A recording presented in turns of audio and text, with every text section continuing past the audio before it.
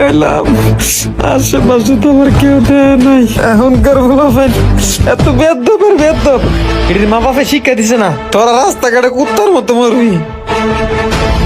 এই জীবনের প্রথম পিচ্ছি ফলাফান আমার গায়ে হাত দিছে, এটা আমি মানতে পারতেছি না।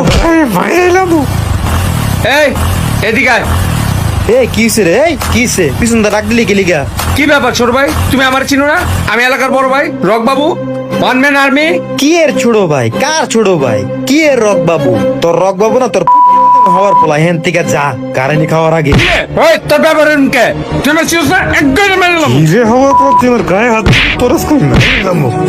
মাথা নিকলে বসে পরিয়াস কমার খারাপ ওরে আমি কামটা তুই ভালো করছিস না? একদম ইদ্দা শেষে মাথা ফাটালাম।